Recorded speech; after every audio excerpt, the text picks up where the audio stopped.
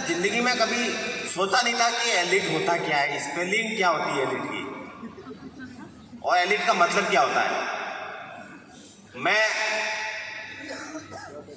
एक छोटे से कस्बे से बिलोंग करता हूँ, जोधपुर के नियर में है, 55 to 60 किलोमीटर, दैट कॉल होशियां।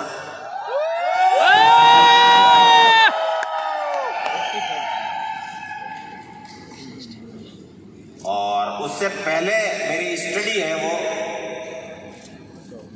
8 तक स्टडी पापा की, जहाँ पे पोस्टिंग थी, पापा टीचर है मेरे, तो वहाँ पे हुई थी। उसका नाम है जेलू गजाड़ी। तो पहले ये होता था कि घर पे थोड़ा निकम्मा टाइप था, तो छोटा था ना, तो स्कूल नहीं जाते हैं ना, तो स्कूल नहीं जा रहा था, उस चक्कर में साथ में रहा मैं पापा के, फिर हम साथ में रहे थे। तो मेरा बचपन है जो वहाँ पे बीता। फिर मैं 10+2 के लिए, 10th के लिए मैं ओशिया में आ गया। और हम ऐसे बैकग्राउंड से और ऐसे जगह से बिलोंग करते हैं, वहां पे ना लोकल लैंग्वेज ही बोली जाती है, दैट कॉल राजस्थानी, मारवाड़ी।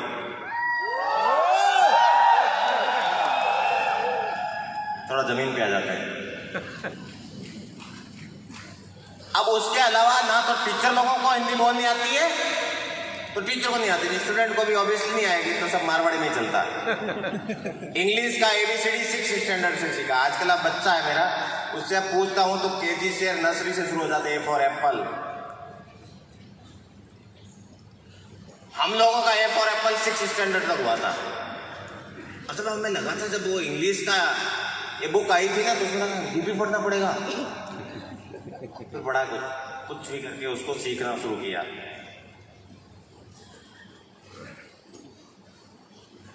शुरू में कोई ऐसे ख्वाब नहीं थे, ना कुछ ऐसा दिलो दिमाग में था कि जिंदगी में कुछ करना है, या मतलब बचपन वाला जो है ना वही चला। फिर बाद में 10+2 किया था। अब हम क्या करते हैं, 10+2 के बाद में ना हम गांव में जो पढ़ा लिखा होता है या घर में कोई पढ़ा लिखा होता है, उससे पूछते हैं कौन सा सब्जेक्ट लें। ये बड़ी मुश्किल की घड़ी होती है, सब्जेक्ट चूज करना। तो मेरे लिए तो मेरे पापा टीचर थे, तो मेरे तो ऑलरेडी चूज किया हुआ था उन्होंने, तू साइंस लेगा। 10+2 में साइंस ली। अब साइंस हम जो स्कूल जाते थे ना, कहानी छोड़ना, शुरू से ही पता नहीं। स्कूल जाते और स्कूल से वापस चक्कर लगा के वापस गेट से घुसते, खिड़की से निकलते। मैं भी बैठे बैठे रिकॉल कर रहा था, तो मुझे कुछ चीजें ऐसी समझ में आनी शुरू हुई कि यार कहां से कहां जिंदगी ने लाके खड़ा कर दिया। तो वो हुआ। उसके बाद में पापा ने पूछा क्या करना 10+2 के बाद में, हो गया डॉक्टर, इंजीनियर, क्या बनना। तो इंजीनियर तो बन नहीं सकते क्योंकि मैथ चाहिए, मैथ में अपने कोई ABCD आता नहीं, क्योंकि 1 2 3 4 5 कुछ नहीं आता। अल्फा बीटा गामा में मैं कभी फंसा ही नहीं, ना मैं ना किसी को सजेस्ट करता हूँ तुम फंसो। बायोलॉजी थी, कॉकरोच का बहुत डिसेक्शन किया हमने, सारी निकाल दी। अब बोला कि कोटा पता ना आपको, कोटा एजुकेशन हब है, वहां की फीस 60-70,000 थी और पापा की सैलरी 5,000 थी उस समय। तो बोला कोटा चाहते हैं, PMT की तैयारी करना, डॉक्टर बन जाना। तो मैंने सीधा ही एक ही क्वेश्चन पूछा, पढ़ना कितना पड़ेगा। बोला 17 से 18 घंटा था। कोई सेकंड ऑप्शन है कोई? बोला नर्सिंग है, पढ़ना कितना पड़ेगा, 4 से डन, कोटा वाला खर्चा छोड़ दो। मैंने सोचा ही नहीं, मेरे को वो दिमाग में था ही नहीं कि मैं ये बन जाऊंगा, वो कर दूंगा, ये उखाड़ दूंगा। भाई ठीक है, क्योंकि ये क्यों नहीं आया, क्योंकि जिन लोगों के साथ में एसोसिएट थे ना, उन लोगों का थोबड़ा इतना ही चलता था।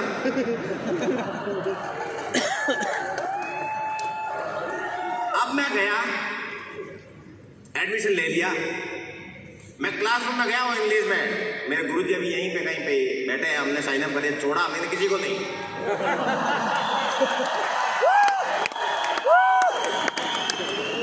जब से पता चला कि जोड़ना है तो उसके बाद मैं छोड़ने वाला काम ही नहीं किया, मैं पकड़ पकड़े जोड़े जोड़ा है। तो इंग्लिश में वो बात कर रहे थे, इंग्लिश में चैप्टर पढ़ रहे थे। अब भाई मेरे को हिंदी तक नहीं आती, उस बंदे के आगे भैंस के आगे बीन बजाने के बराबर इंग्लिश शुरू कर दिया। I was totally frustrated. मैंने फोन किया, मैंने बोला हेलो, ये मेरे को नहीं करना, मैं मजदूरी कर दूंगा, कपड़े बेच दूंगा, दूसरा कोई भी काम करना कर लूंगा, ये वाला टोटका मेरे से नहीं होता। मैंने कहा मैं hello Guruji, thank you very much for your session, बहुत बहुत धन्यवाद, आपको इंग्लिश आती है, हमको नहीं आती, और हमें इसमें फंसना भी नहीं। मेरे को उस दिन उन्होंने बहुत तरीके से समझाया। बोले 1 महीना मेरे कहने से देख ले, तू 1 महीना मेरे कहने से देख ले, इंग्लिश नहीं आना कोई बड़ी बात नहीं है, इंग्लिश बहुत इजी लैंग्वेज है। मैं कैसे? पापा हमेशा रटवा देते, present tense, past tense, is, am, this, that, was, were, सब रटवाते थे, और उसके बाद में भी हमें समझ में नहीं आता था। आप बोल रहे हो इजी है, बोले टेंस वेंस यूज नहीं करना, धड़ल्ले से बोलनी ऐसे ही। ठीक है, देख लेते हैं। अब उन्होंने बोला और फॉर्मूला बिल्कुल सही है। इंग्लिश सीखने के लिए कोई टेक्निक की जरूरत नहीं होती है। सबसे फनी लैंग्वेज और सबसे फर्जी लैंग्वेज इंग्लिश है।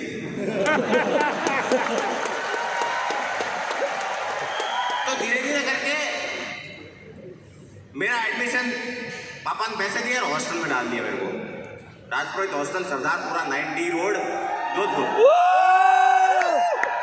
अब जब आप हॉस्टल में जाते हो, गांव का लड़का हॉस्टल में, ये थोड़ा बंद करना है।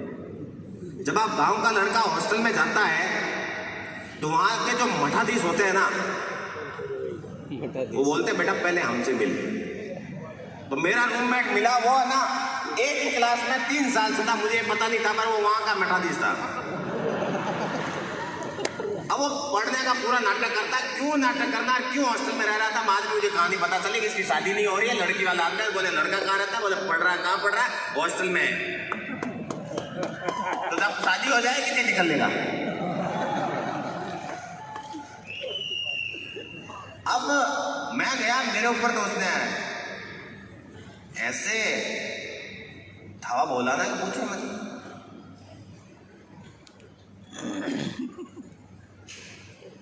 मैं वो पढ़ता रहता, पता नहीं क्या तो पढ़ता, रामदाने वो पढ़ता रहता, तब लाइट बंद करनी होती नींद आने के लिए, तो लाइट बंद होती, मैं पलंग के नीचे अपना बिस्तर लगाता, पलंग ऊपर सो जाता। 1 दिन 2 दिन 3 दिन 4 दिन, मैंने बोला यार ये तो अत्याचार है, ऐसे होगा नहीं। मैं ना थोड़ा नीचे गया, नीचे जाके जो सारे भूतियों की फौज होती है ना, भूतिया, वो नीचे बैठा रहते हैं। तो मैं जाके धीरे धीरे खड़ा होना शुरू हो गया, तो उन्होंने फिर बोलना शुरू कर दिया, बैठाया। तो वहां से दोस्ती निकाल दी। मेरे दादा का कोई ननियाल का कोई कुछ था, तो मैंने उनको मामा बोलना शुरू कर दिया। मामा ये मामा, वो बोले भांजा भांजा। तो भांजा भांजे के मामा ऐसे मोटे मोटे 4-5 मामा इकट्ठे किए मैंने।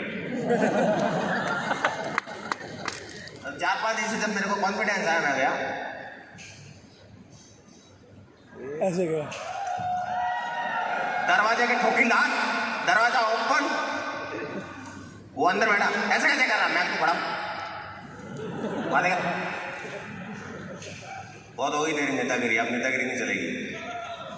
तो ऐसे करके मतलब जिंदगी से इंट्रोड्यूस और इंट्रोडक्शन है वो मेरे हॉस्टल से शुरू हुआ, वहां से फिर है ना अच्छी चली गई सारी चीजें। फिर वहां से कहीं दोस्त बने, फिर हम वार्डन को तंग करते थे, हम एक बड़ा सा रस्सा लेके आते थे, उससे ऊपर से रात के 10 बजे गेट बंद हो जाता था, हम उससे लटकते थे, 4थी मंजिल से नीचे आते थे। देखो आप हम कितने हरामी थे। सारे जो कांड करने थे कांड किया, और उन कांड ने हमें जो एक्सपर्ट किया। उसके बाद में लाइफ ठीक चल रही थी, सब कुछ हो गया। अब डिग्री कंप्लीट हो गई तो प्रेशर आया कि तुम ना कुछ कमा। तो मैं गया, मैंने क्लिनिक भी डाल दिया, पैसा वैसा भी कमाना शुरू हो गया। पर मेरे को लाइफ में ऐसा लगा कि ये जिंदगी नहीं है। एक दिन बैठा था, मैं कभी भी, मैं मेरी टीम से भी बात करता हूँ, मैं ये बोलता हूँ कि आपको अपने लिए टाइम निकालना चाहिए। आप अकेले में होते हो ना तो आप अपने से बात करते हो, और जब आप अपने से बात करते हो ना, आप क्या बात करते हो उस बात पर डिपेंड करता है कि आपका फ्यूचर क्या होगा।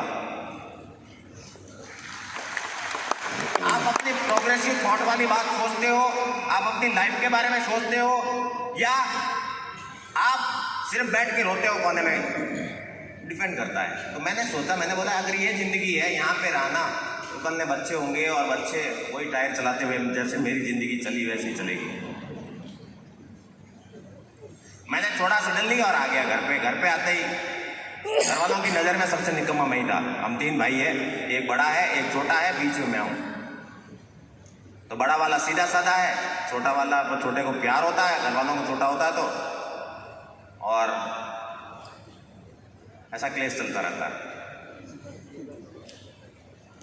अब मैंने वो छोड़ा, बोले क्या करेगा पापा ने बोला, तो बोला मैं इंग्लिश सीखूंगा। किसी ने बता दिया था इंग्लिश कोर्स ज्वाइन करना, मैं जोधपुर आ गया और मैंने नौकरी की वहां पे 1200 रुपए की नौकरी ज्वाइन की। मैं 40 to 50,000 कमा रहा था, इंडिपेंडेंटली क्लिनिक डाला हुआ था, और वहां से मैं आया 1200 रुपए की नौकरी ज्वाइन की और इंग्लिश स्पोकन के लिए गाइड लेके शुरू हो गया। अब मैं इंग्लिश सीखने के लिए गया तो वहाँ मिस्टर हेबत करके, उसने गोवा से कोई आया हुआ था, सिखाना शुरू किया। मैंने बोला कैसे? बोले कुछ नहीं हरी जी, आपको सिर्फ इंग्लिश के बारे में सोचना है। आप चल रहे हो, हम वॉकिंग, आप बोल रहे हैं, हम टॉकिंग, आप कपड़े धो रहे हैं, हम वॉशिंग, खा रहे हो, हम ईटिंग। तो इतना पागलपन सवार था ना चलते चलते, I am walking, I am washing, I am eating, वैसे करके सीख गए। थोड़ा बहुत कॉन्फिडेंस आया। फिर मेरा एक फ्रेंड बॉम्बे में रहता था, उसकी सैलरी 10 से 12 हज़ार रुपए थी।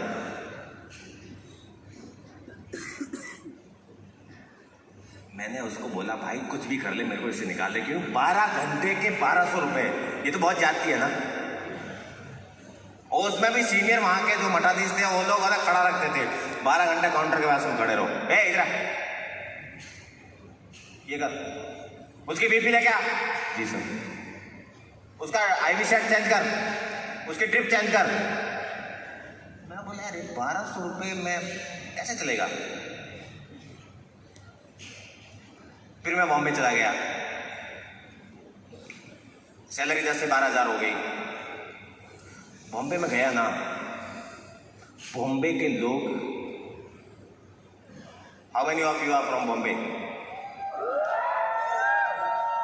बॉम्बे में या तो मराठी या इंग्लिश चलती है, तो वहां पे सब इंग्लिश बोलने वाले। वहां पे फिर गड़बड़ हो गई, अपने को तो इंग्लिश आती नहीं। तो वहां पे हमने फाइन सिस्टम शुरू किया कि अगर कोई हिंदी में बोलेगा तो उसके ऊपर 5 रुपये का फाइन है। लेट्स से मैं आपके पास में आया, मेरे को बात करनी है तो मेरे को इंग्लिश में ही बात करनी पड़ेगी। अगर हिंदी में बात करी तो 5 रुपये चल जाएंगे। तो मैंने बहुत पेनल्टी आ गई। मैं आता, अरे कैसे हो कैसे हो कैसे हो, 5, 10, 15, 20 हो गए। 2-4 बार तो झेला मैंने, अगली बार फिर वसूलने की बारी आई। तो ऐसे करके फनी टाइम लाइफ चल रही थी। फिर मैं वहां से कुछ न कुछ मेरे दिमाग में चल रहा था। मैं हमेशा सोचता हूँ कि मेरे साथ में बैच में 30 से 40 लोग थे, तो 30 से 40 लोगों ने, कई लोगों ने डिग्री करके खेती करनी शुरू कर दी, कई लोग भेड़ बकरियां चरानी शुरू कर दी, कई लोग पापा का बिजनेस संभाल लिया, कई लोगों ने कुछ कर दिया। मेरे पास तो कुछ संभाले, पापा की नौकरी मेरे को तो मिलने वाली थी नहीं। और बापू यहाँ बैठे हैं, मैं बता रहा हूँ अभी शांति से बैठे। इनके पास में ऐसा ही डंडा होता था जो गीला होता था, और कसम से बता रहा हूँ, शुगर नहीं रखते, शुगर टूट जाता है। एक मारा टूट गया। जो गीले वाली बैंड होती है ना, वो टूटती नहीं, वो चमड़ी लेके ही आती है। तो शुरू से ही ऐसा ही हवा बना रखा था, और मारपीट भी होती। मैं तो बच के निकल जाता था, बड़े वाला छोटे वाला पकड़ना आता था उनके। तो अब जाके कहीं, मतलब हम लोग बहुत डरते थे, पापा के सामने में बैठना नहीं था। अब बताऊंगा मैं आगे कैसे सीन बदला। तो मैं मॉरिशस चला गया। 2006 टू 2009 में मॉरिशस रहा, फिर मैं दुबई रहा, फिर मैं जॉब के लिए ही मैंने 1200 से शुरू किया, 50,000 कमाया, 1 लाख भी कमाया, 10,000 भी कमाया, 2 लाख भी कमाया, बिजनेस क्लास में भी सफर किया, सारा किया। फिर मेरी शादी हो गई 2009 फरवरी, मैं फिर चला गया।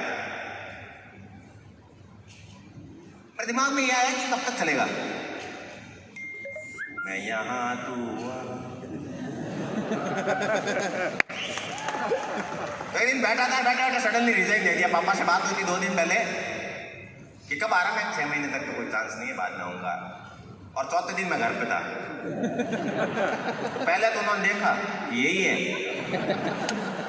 तो बोला अपने वाला ही है। कुछ बोला नहीं, कुछ भी नहीं पूछा। चाय बन के आती है, सुबह चाय बन के आती है, पापा बैठ रहते हैं चेयर पे, माँ नीचे बैठ के, मैं पास में बैठ गया, चाय पी।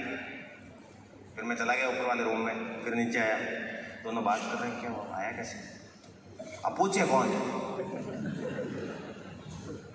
फिर 1-2 दिन में अपने आप ही पता चल गया कि क्यों आया, ये आ गया, छोड़ के आ गया। बोले छोड़ के आ गया, फिर मैं कहा अब क्या करेगा, तैयारी करूंगा। कहाँ पे करेगा, दिल्ली में। मेरा फ्रेंड मैदान था, मेट सिटी में काम करता, दिल्ली में रहता, वो छारसा गांव में रहता, ऐसे कमरे में रहता ना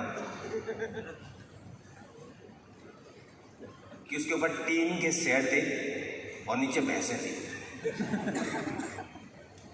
तो आज भी ना मैंने जैसे मैं उसको नाम देखता हूँ, गोबर की बदबू आती है। कहीं ना कुछ जुड़ जाता है ना, कहीं की यादें। तो मेरे को ना वो वहाँ में बैठा रहता था, तैयारी करता था, तो आज भी ना भैंसों का गोबर ना दिमाग में घुस गया।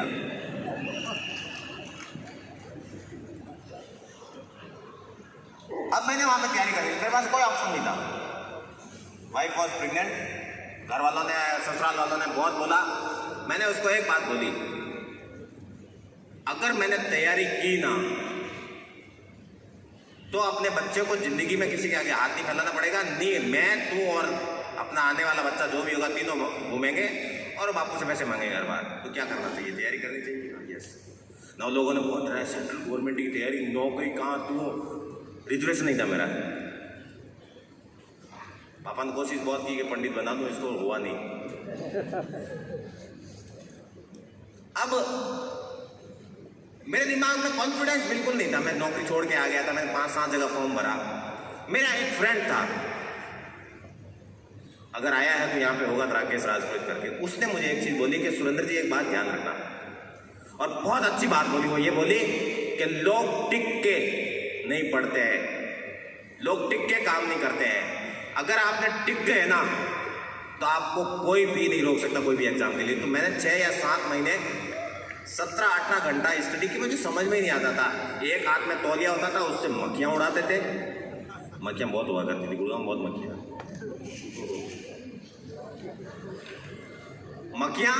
टीन के सेट में गर्मी और आ रही तो हवा भी आ जाती, लाइट वहां बहुत कटी हुई रहती है। और हमारे रूम के बाजू में ना 2 नचनियां रहती थी। बहुत कोशिश की उन्होंने, बहुत कोशिश की, पर साइन अप नहीं कर पाई।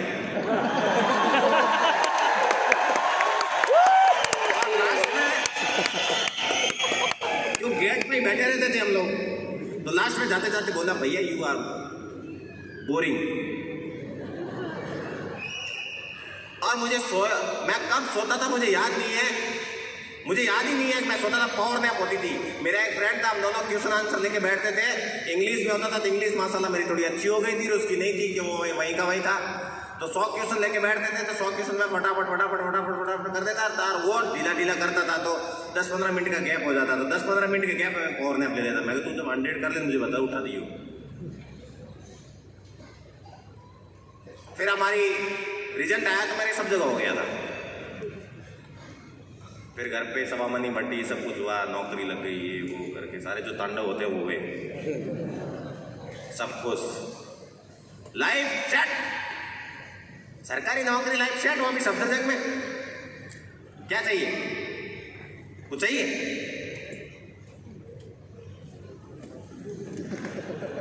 तो 3-4 महीने बाद में सैलरी आई, सैलरी आना शुरू हुई। और मैं हमेशा बोलता हूं 1 साल तक नशा रहता है, इसको बोलते हैं हनीमून पीरियड। शादी के बाद वाला पीरियड भी 1 साल तक, 1 साल के बाद में उसको पता चल जाता है कि ये कैसा है। और नौकरी का भी 1 साल, 1 साल में औकात पता चलनी शुरू हो गई। बट गांव में इतना एडुकेशन था ना यार, जब गांव में जाके डॉक्टर साहब पधारो, धक्के पधारो, अब वहां जाते ही सारे दुख दर्द है दिल्ली वाले भूल जाते हैं।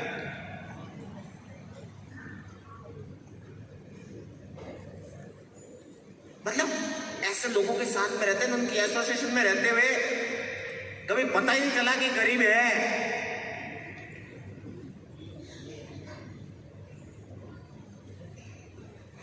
कई लोग अभी भी ऐसे देख रहे हैं मेरे को जैसे ही क्या है यार, क्या है? और ये ऐसे ही है।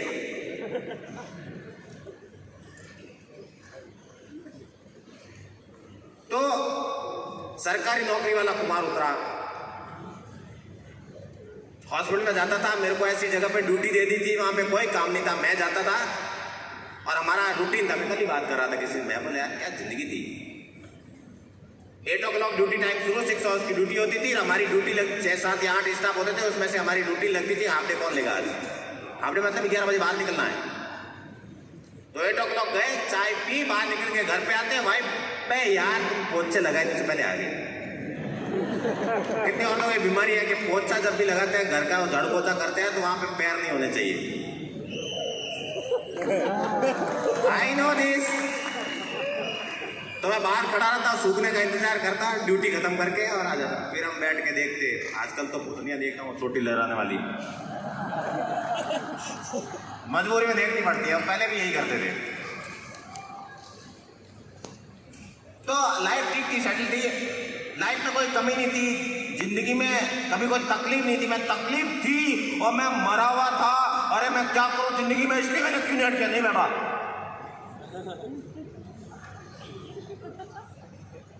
क्यों एहसास नहीं था ये? क्योंकि ऐसे लोगों के साथ में रहते थे, उनके भी सपने कुछ भी नहीं थे। ऐसी जगह पे रहता था, कसम से बता रहा हूं, मैं जाता ना ऐसी तंग गलियों में, आश्रम में रहता था दिल्ली में, वहां पे 4th फ्लोर तक, 4थे माले पे चढ़ना पड़ता था। सीढ़ियां ऐसी स्टेट में होती है दिल्ली में, क्योंकि वो जगह बचाने के लिए। उसमें एक बार आप चढ़ गए तो फिर नीचे उतरने का मन नहीं करता, फिर तो आप सारे देवी देवताओं को 33 करोड़ को याद करते हो, ये भगवान नीचे मत उतारियो, नीचे उतर गए वापिस चढ़ूंगा कैसे। और मेरे पास में बाइक थी, तो मैं बाइक लेके आता था ना, मैं मेरा शुरू से ही वहाँ से जब से बाइक से पे चढ़ता, बाइक पे चढ़ते ही है ना दिमाग चलना शुरू होता, जगह मिल जानी चाहिए पार्किंग की, जगह मिल जानी चाहिए पार्किंग। जैसे ही आता देखा गाड़ियाँ लगी हुई 20। अब उसमें से थोड़ी देर तो ऐसे उसको गाड़ी को खड़ा करके सोचता, क्योंकि सबको हटाना है और जगह बनानी है। तो 5-10 को इधर खींचता था, 5-10 को इधर और डालता अंदर। सुबह उठ के आता तो कोई शीशा टूटा हुआ होता है या इंडिकेटर टूटा होता है, वैसे कांड बहुत होते थे, पर मैंने कभी किसी से झगड़ा नहीं किया, तोड़ दिया, नया लगवा दिया। तो हॉस्पिटल में थे तो सरकारी नौकरी, वो भी सफदरजंग में। तो अगर सफदरजंग वाला है कोई यहाँ पे होगा, छोड़ा तो हमने किसी को नहीं है, पर फिर भी अगर बच गया तो हम इस बार जाके हमला बोलेंगे सफदरजंग में। तो इतना एटीट्यूड था ना, जेब में कुछ भी नहीं था, फिर भी एटीट्यूड पूरा था। कोई मांग ले ना कि भाई इतना दे दे तो नहीं है, attitude I am central government employ, okay. जाते थे वार्ड में, जाते थे, बैठते थे वहां पे। जिसने मेरे को रेफर किया डॉक्टर अभिषेक,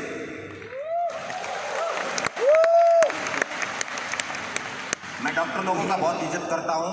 और ये हम लोगों को जब भी प्रोफेशन में सिखाया जाता है, मैं नर्सिंग प्रोफेशन से बिलोंग करता हूँ, कि उनकी इज्जत करनी चाहिए, क्योंकि वो लोग बेचारे इतनी मेहनत करके आते हैं, पैसा खर्च करके आते हैं। अगर हम भी इज्जत नहीं देंगे तो उनको कौन देगा पैसे की वैल्यू? तो इज्जत देते हैं, ये नॉर्मल है। तो इज्जत देते हैं बट सुनते नहीं। डॉक्टर आपके घर पे सुनना नहीं, तो डॉक्टर अभिषेक मेरे वार्ड में आए, ड्यूटी लगी उनकी। जब नया नया बंदा आता है ना तो उसका थोड़ा डर रहता है। जो आप सीनियर होते हो, आप परमानेंट होते हो, तो आपका वार्ड घर है। तो वो आए और वो बैठ के बातें चीजें करते थे। बोले ये कहाँ है? वो वहाँ पे उठ जाओ। वो ये काम पे उधर है। हम चेयर से उठते ही नहीं थे, लेकिन मेरा इवनिंग ड्यूटी था। इवनिंग ड्यूटी में वो किसी की बैठ के प्रोस्पेक्टिंग कर रहे थे, किसी को पकड़ा पीछे भोले वाले सीधे आदमी। अब लोग क्या करते हैं बता रहा हूँ। मेरे को फिर रियलाइज हो रहा है कि हम लोग है ना उसी पे हाथ मारते जो गरीब होता है, जो बेचारा थका आ रहा हुआ, जिसको जिंदगी में कुछ भी पता नहीं होता है, अपलाइन बोलता है कि कॉल करो तो इनको करो, तो सबसे पहले उसी गरीब का नाम आता है। दे दे के ये तो सुन लेगा, गाली निकालेगा, सुन लेगा और पैसा भी नहीं मांगेगा वापिस। तो ये गरीब को मेरे सामने तो घूमे नहीं। और कई बार ये होता है कि आपको शो ऑफ भी करना होता है, तो वो विदेशों की बातें करें, कभी इधर की उधर की। मैं पास में जाके खड़ा हो गया, मैं हम भी तो घूमे हुए हैं। तो भाई मेरा वहाँ मैं मॉरिशस में जॉब की, मैंने सऊदीया में भी की, बहरीन में भी गया। वो ये इसको बना रहा है मोदिया। मैं खड़ा हो गया तो मेरा अपना इतना साफ माइंडेड ना, कोल्ड जोन में, नेम लिस्ट में नाम नहीं, उधर मेरी तरफ घूमे। Hello brother, yes. अब मैं उस समय एनक्लेक्स आरएम की तैयारी करके मेरे को लगा मैं कनाडा शिफ्ट होना, मेरे को यहाँ सरकारी नौकरी करनी थी, 3-4 लाख रुपए वहाँ पे मिल जाएंगे। और वहीं से मेरे वर्किंग अपलाइन ब्रजेश सर को, ये तीनों मेरे कॉम्बिनेशन है, 3 कॉम्बो है। तो उनको फोन लगाया, उनका आइडेंटिफिकेशन करना शुरू किया। तो मुझे ऐसा लगा कि कोई तो एक डॉक्टर है जो बिजनेस करता है, पहले डॉक्टरी करता था, बिजनेस अब करना शुरू कर दिया। और मैं भी और सीरियल से दुखी हो रखा था। तो 6 घंटे की ड्यूटी के बाद मेरे को भी कुछ चाहिए होता था।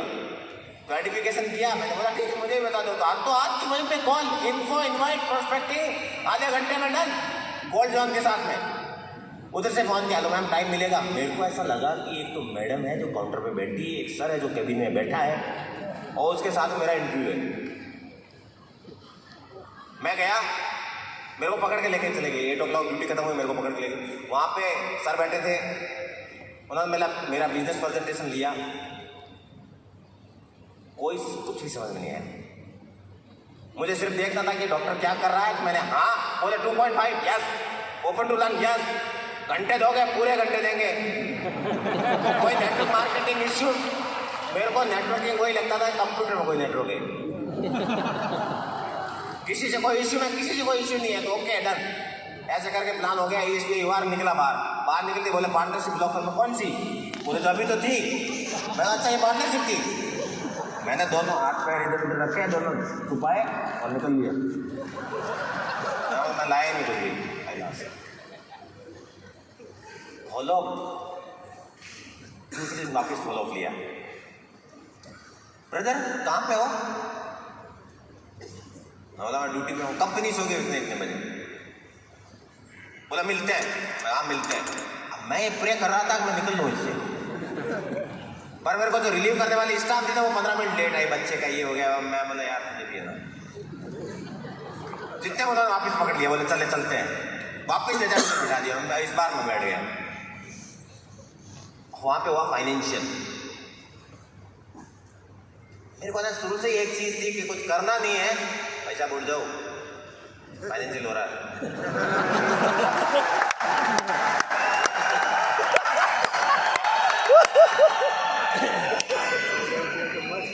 फाइनेंशियल हुआ। एक काम चोर को क्या चाहिए कि काम कम। देखा failure success ratio, failure ratio 0.25%, success 99.75%। हाँ 9.25। मैं क्या 5,000 भी आएंगे तो सही, तो ये सही है काम। मैंने उसी समय यस बोल दिया। पैसा अभी भी नहीं निकाला। मैं हूँ मारवाड़ी, मैं नहीं निकालता चमड़ी, नहीं निकालता।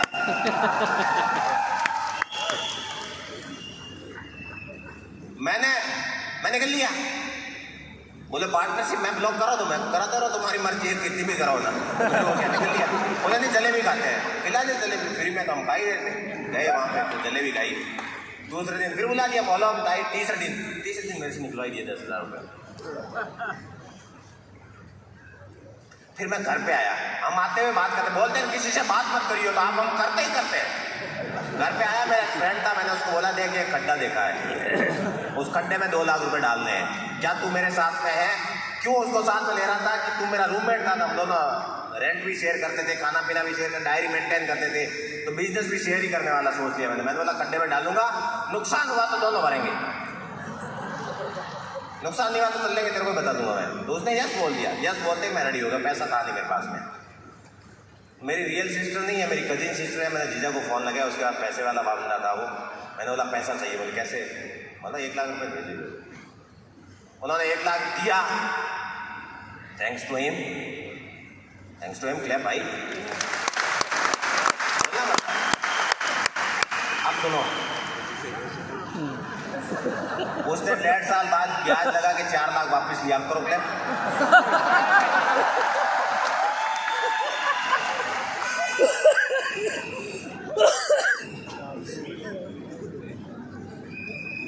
मैं बिजनेस करने लग गया, सारी चीजें शुरू हो गई। मेरे को इतना क्रेज था, मेरे को कुछ ऐसा लगा कि जो मैं चाहता था वो मुझे मिल गया। तो बुक्स डीवीडी वगैरह थी, तो मैं अपलाइन को पूछता ही रहता था। मेरे अपलाइन ने उसी दिन, मुझे उस दिन पता चला कि मेरे अपलाइन ने बुक्स डीवीडी नहीं पढ़ी हुई है, कि मैं क्वेश्चन पूछता था और वो क्वेश्चन पढ़ के दूसरे दिन जवाब देता था। हिंदी इंग्लिश दोनों सेट लिए थे। अब ये सारी चीजें हो गई। मैंने बुक 7 डेज में बुक्स एंड डीवीडीज कंप्लीट कर दिए और बिजनेस में हॉट साइन अप भी कर दिए, सबको कर दिया, मेरे भाई को वगैरह को, सबको। जो मेरे को जैसे ही पता चला, भाई के पास में सैलरी 4-5 हज़ार थी और उसने कोई चांदी वांदी इकट्ठी कर रखी थी, तो मेरे को बोला मेरे पास पैसे नहीं है। मैं बोला चांदी है। मैं कहा चांदी तो मेरे पास में, तू बेच, चांदी है, क्या करें चांदी का? और पार्टनरशिप देते हैं, तो दी मैंने, पापा को दी, मम्मी को भी दी। जो हम गलती करते हैं ना, वो मैंने बहुत बड़ी गलती की। मैंने सारे रिश्तेदारों को साइन अप किया। करना चाहिए, मैं बोलता हूँ करना चाहिए, क्योंकि है ना, अगर आपको ज़िंदगी क्यूनेट में आपको करियर बनाना है, क्यूनेट में लाइफ को सुकून से जीना है ना, तो भिखारियों को हटाना पड़ेगा। और भिखारी कब हटते हैं? जब आप शुरू में उनको इन्वाइट करते हो। मैंने एक बिजनेस शुरू किया है, जोड़ने वाला है, तो मेरे साथ में करेगा, तो कोई यस नहीं बोलता है। तो मैंने सबको इन्वाइट सब कुछ दिया, सबने मना किया, बोले ये नहीं चलता है, ये वो, तो फंस गया है। आज मैं बहुत सुकून से जीता हूँ, कोई भी मांगने वाला नहीं है। वो आ ही नहीं सकते मेरे पास में, किसको से मांगेंगे? तो मेरे को किसी ने पूछा था हॉट साइन अप करने चाहिए, मैं गया करने चाहिए। तो मैंने भी वो गलती की, मैंने सब दोस्तों को, भाइयों को, सबको लिया साथ में। वीकॉन लेके आया, मलेशिया वीकॉन 2015 लेके आया, और उन लोगों ने ना मेरे को ना नीचे खींच के गिराने का ही काम किया। मेरे पास में 4-5 लोग ऐसे थे, भाई मुझे नहीं पता, करना जी जान से लग गया। और 10 लोग ऐसे थे जो बोल रहे थे, खा रहे थे मेरे को दीमक की तरह। मैं कंफ्यूज था। मैंने सालू मैम से बात की, मैम क्या करना चाहिए? बोले तुम देख, तेरा कॉल है। मैंने बोला इन सबको छोड़ना चाहता हूँ मैं, क्योंकि ये लोग बहुत एक्टिव लग रहे हैं मुझे, ये मेरे जैसे लग रहे हैं। मैंने उनको छोड़ दिया। तो उस बंदे ने, मैं उनसे पैसे लिए थे कि भाई घर का बंदा है, बिना ब्याज के मैं जब भी होगा मेरे पास में चुका दूंगा। उस बंदे ने मेरे ऊपर पता नहीं कितना % ब्याज लगाया और पैसा लिया। मैंने मना कर दिया। पापा डेली बोलते थे लड़की का पैसा दे। अब मैं पापा 1 का 4 कैसे दूं? बोले तू इतना पैसा कमाता, लोगों में हमारी इज्जत का ये मालूम है। मैं कहा मरने तो इसको नहीं देना। फिर एक दिन दिमाग में आया कि ठीक है यार, ऊपर वाला मेरे को दे रहा है ना, ये मेरी सिस्टर होती तो चलो लड़के के नाम पे देते, दे दिया मैंने।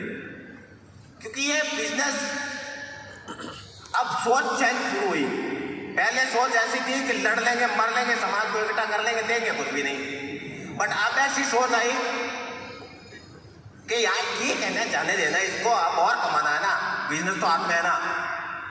ऐसे लोगों के साथ में एसोसिएट हो गया। मैंने दिमाग में 1% भी ध्यान दे दिया। मैंने बोला ये बहुत अच्छी चीज है कि ऑटोमेटिकली फिल्टर हो रहे हैं लोग, होने तो कोई दिक्कत नहीं। अब बिजनेस में आया, काम चल रहा था, सारी चीजें चल रही थी। तो जो जो मेजर चेंज होना शुरू हुआ ना, वो होना शुरू हुआ कि मैं ज़्यादा से ज़्यादा टाइम मेरे अपलाइन के साथ में बिताता था। मैं कसम से बता रहा हूँ, मैं किसी को भी नहीं जानता था। और दिल्ली में यही अफवाह सुनी गई थी कि है ना लोग लूट लेते हैं। और जो मेरे साथ में और मेरे दोस्त ने आके बोला था कि तो गया काम से, तो मेरे पास वो ऑप्शन है कि बच्चा पैसा निकालना है कि इनको पकड़ के रखो। तो मैं कोई शौक से आपके घर पे नहीं रहा था, सर कहाँ है। मेरे को पैसा वसूल करना था, इसलिए मैं देख रहा था कि यादव के घर में घुस जाऊँ, बढ़िया हो ना। बट वो इंटेंट उन्होंने खत्म ही कर दिया। उन्होंने मेरे को बच्चे की तरह पाला। उन्होंने मेरे को कभी ये रियलाइज नहीं होने दिया। मैं ये हमेशा सोचता था कि यार ये दुनिया कैसी है, कैसे लोग हैं। इतनी देर तक कहाँ पे रह रहा था मैं। कभी भी बिना खाना खिलाए हुए रात में नहीं जाने दिया वापस। रात को 3 या 4 बजे मेरे को मूर्त ले जाके पराठे खिला के घर पे छोड़ा। मेरे को पिकअप ड्रॉप सारा था, छोड़ा नहीं मेरे को। मैं घर पे रहता था, सुबह वहीं पे चादर बिछा के सोता था और वहां से सुबह उठ के चाय बनाता था। हम तीनों चारों साथ बैठते थे। और मेरे को आज भी याद है मेरी बेसिक ट्रेनिंग। उन्होंने एक वीडियो मेरे को दिखाया, मेरे को नींद आ जाती थी और वो वीडियो दिखाते रहते थे। बोले ये देख, एक्सप्लेन करते। मेरे को इंग्लिश थोड़ा दिक्कत थी तो वो एक्सप्लेन करते रहते थे। और ये कहिए मैं मेरे डाउनलाइन के साथ में करता हूँ। यहाँ पे कहीं पे मैंने एक नया DR किया है, उस्मान नाम है उसका। तो उसको आती नहीं है, क्या नाम है, इंग्लिश आती नहीं है। तो मैंने 5 बिठा के आधा घंटे के वीडियो को 1 से 1.5 घंटा तक उसका इंटेंट क्लियर कर करके ऐसे करके समझाया। क्योंकि मेरे साथ में यही हुआ था। आजकल सारे शॉर्टकट चलते हैं। अब वो एक टाइम था, ये भी फोटो 1, जब बहुत सारी भसड़ चल रही थी, अपलाइन से क्लास चल रहा था। दिस इज मी, दादी है मेरी। कोई फर्क नहीं है यार, तुम में और मेरे में कोई फर्क नहीं है। वही सोच, वही 300 रुपए वाला शर्ट, मुझे पता है, येलो कलर वाला भूतिया सा दिख रहा हूं।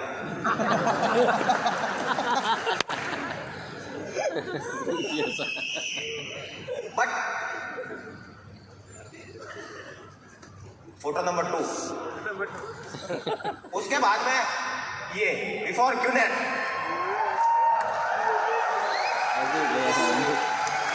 और अभी मैं जब बहुत कठिन वाले दौर पे गुजर रहा था तो मेरी अपलाइन ने श्रीलंका में बोला था कि सुरेंद्र इधर आ। मेरे अपलाइन से मेरा बहुत क्लेश चला था, मैंने उनको बहुत तकलीफ दी। बता रहा हूँ, मेरे जैसा वर्स्ट डाउनलाइन कोई नहीं होगा जो उनकी जिंदगी में आया हो। बट उन्होंने मेरे को छोड़ा नहीं। एसोसिएशन का फर्क, ऐसे लोगों के साथ में रह रहे थे जहां पे कोई परवाह ही नहीं थी।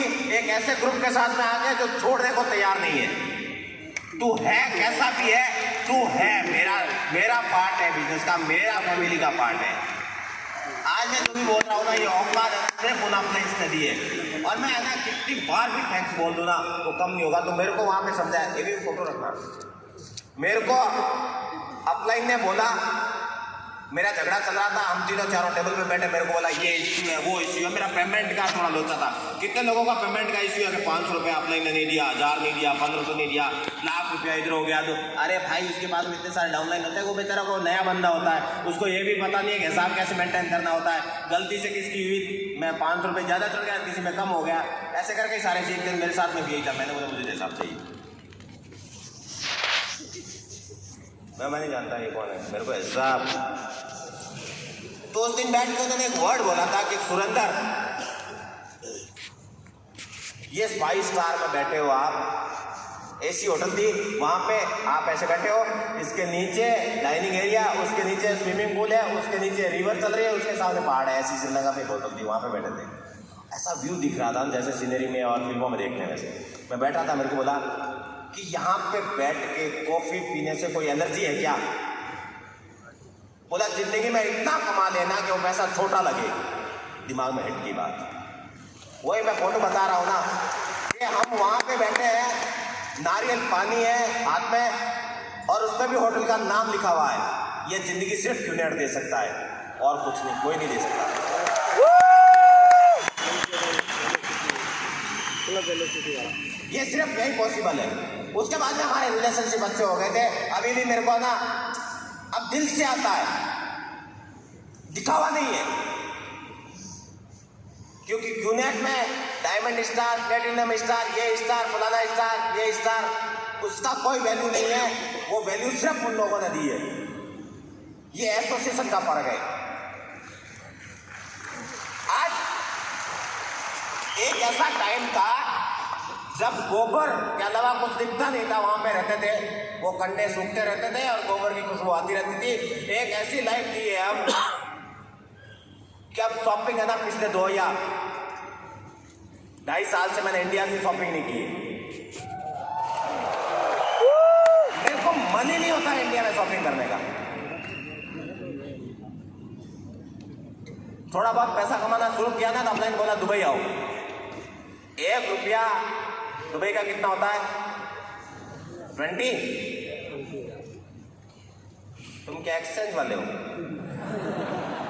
बोलो ना भाई, सिंपल कैलकुलेशन करो ना। 20, इसलिए कहीं अटके हुए होंगे बिजनेस में भी। 18, 17.75, 19.20। अरे 20 यार छोड़ दो ना, क्यों नोट कर रहे हो? 20 रुपए।